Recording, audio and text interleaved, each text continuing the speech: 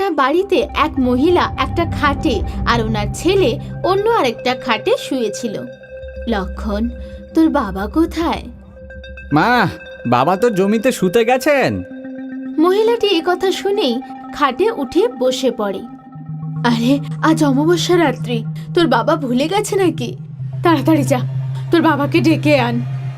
যদি ওই হাত দিয়ে হাঁটা ডাইনির দৃষ্টি তোর বাবার উপর পড়ে যায়, হে ঠাকুর, ওনার রক্ষা করুন। ওদিকে লক্ষণের বাবা জমিতে ঘুমোচ্ছিল।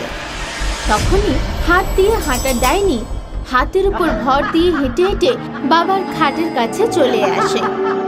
লক্ষণ দৌড়ে জমিতে গিয়ে পৌঁছয় আর দেখে যে খাটে বাবার চুল পড়েছিল।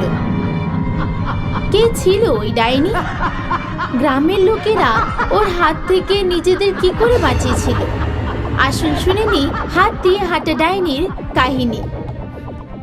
মোহিনীপুর গ্রামের পাশে নবাবগঞ্জ নামের শহর ছিল, যেখানে শৈলজা নিজের মা বাবার সাথে থাকতো।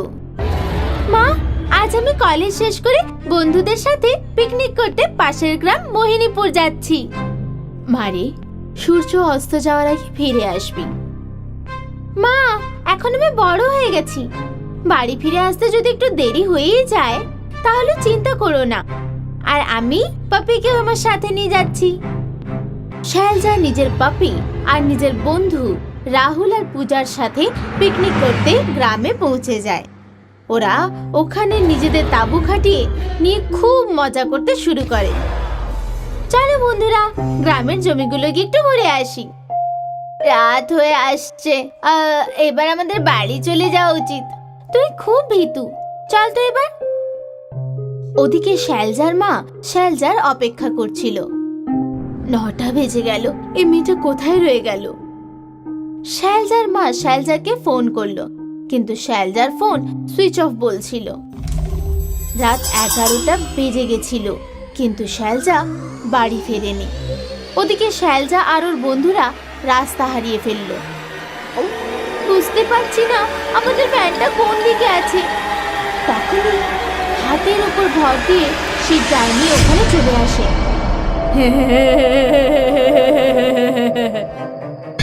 আর শৈলজার পাপিটাকে টেনে নিয়ে জঙ্গলে নিয়ে চলে যায়। কেউ আমার পাপিকে বাঁচাও। শৈলজা নিজের মাকে ফোন লাগাতে গেল, কিন্তু ফোনের ব্যাটারি ডাউন হয়ে গেছিল। তখনই ওই ডাইনি আবার আসে।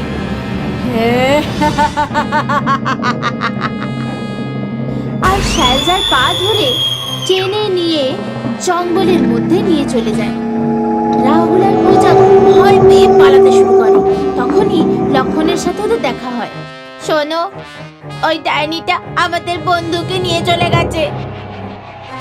আজ অমাবস্যার রাত, গত অমাবস্যার রাতে ওই ডাইনি আমার বাবাকেও নিয়ে চলে গেছিল। তোমাদের দেখে গ্রামের বলে তো মনে হচ্ছে না। হ্যাঁ, আমরা শহর থেকে এখানে পিকনিক করতে এসেছিলাম।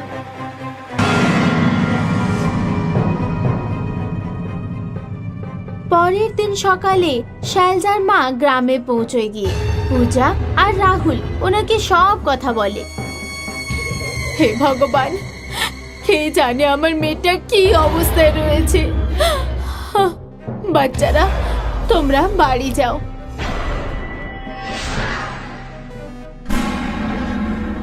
শৈলজার মা আর লক্ষণ জঙ্গলের মধ্যে মশাল নিয়ে ডাইনিকে খুঁজতে গেল।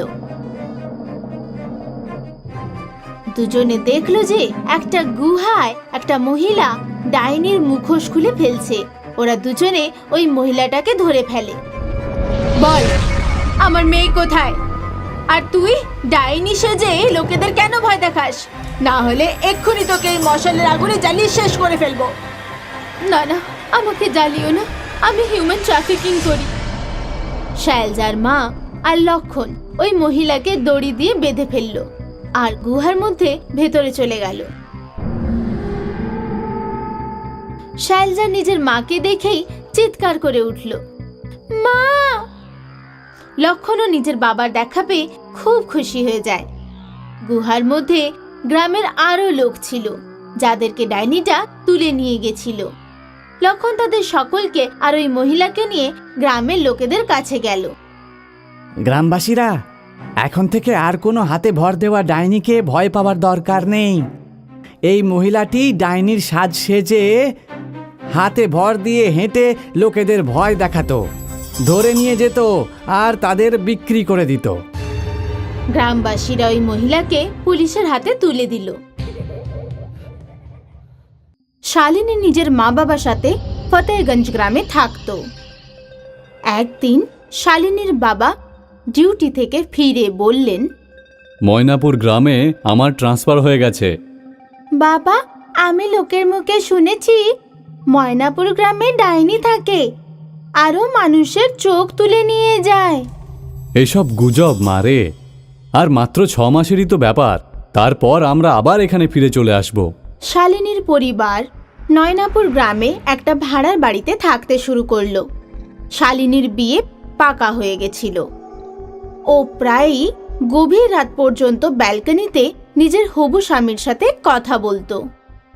একদিন পাশের বাড়ির এক মহিলা শালিনীদের বাড়ি আসেন। আমি দেখেছি যে আপনার মেয়ে রাত 2টো পর্যন্ত ব্যালকনিতে দাঁড়িয়ে কথা বলতে থাকে। ওকে বলবেন 11টার পরে যেন ঘর থেকে বাইরে না বেরোয়। আপনি কি জানেন না যে এই গ্রামে এক চোখ তুলে নেওয়া ডাইনি থাকে? দিদি ভাই, আমরা এসব অন্ধবিশ্বাসে বিশ্বাস করি না।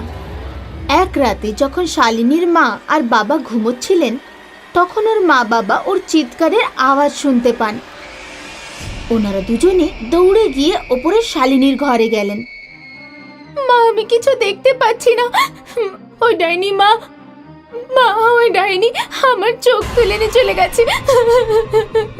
আরে আমার মারে, এসব কি হয়ে গেল? যখন ছেলের বাড়ি জানতে পারলো যে শালিনী অন্ধ হয়ে গেছে, তখন ওরা বিয়েটা ভেঙে দিল। ক্ষমা করো শালিনী, আমার বাবা এই বিয়েটা করতে মানা করেছেন। বাবা, আমায় আমার চোখ ফিরিয়ে এনে দাও।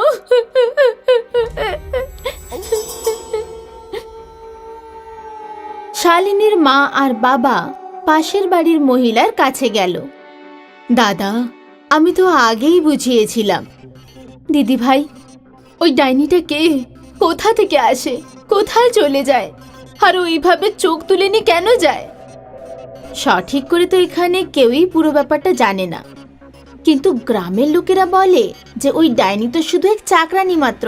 এসবের পেছনে একটা তান্ত্রিকের হাত রয়েছে। ওই তান্ত্রিকটা ডাইনিটাকে নিজের দাসী করে রেখেছে।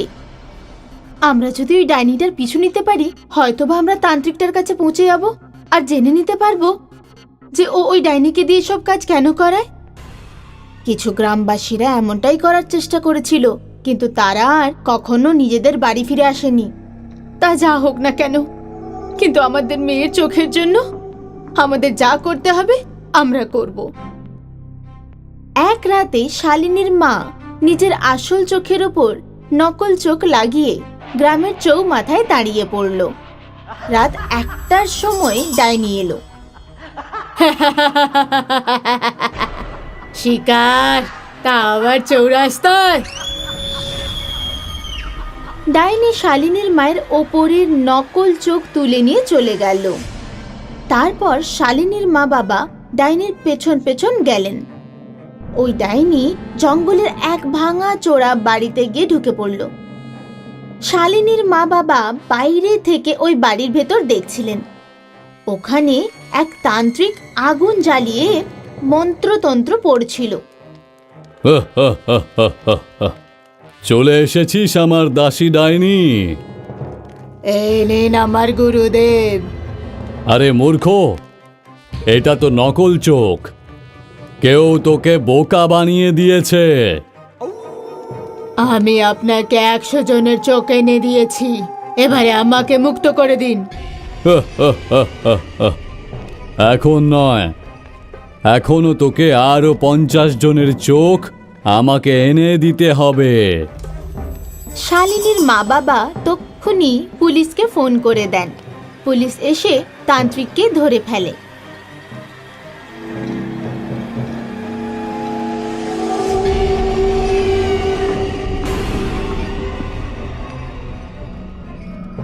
এদের সকলকে মেরে ফেল ডাইনি। না, এতদিন আমি তোর কথাই শুনে এসেছি, অনেক মানুষকে মেরেছি, কিন্তু আর আমি তোর কথা শুনবো না। পুলিশ এসে তান্ত্রিকের মাথায় রিভলভার ঠেকিয়ে জিজ্ঞাসা করে, কেন করিস এসব? আমি এই সব চোখ অঙ্গক্রেতাদের বিক্রি করে দিই। এক জোড়া চোখ লক্ষ লক্ষ টাকায় বিক্রি হয়।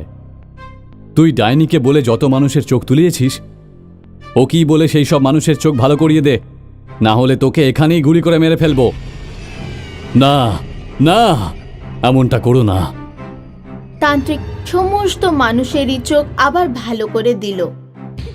পুলিশরা তান্ত্রিককে ধরে নিয়ে চলে গেল। শালিনী নিজের চোখ ফিরে পেয়ে খুব খুশি হয়ে গেল।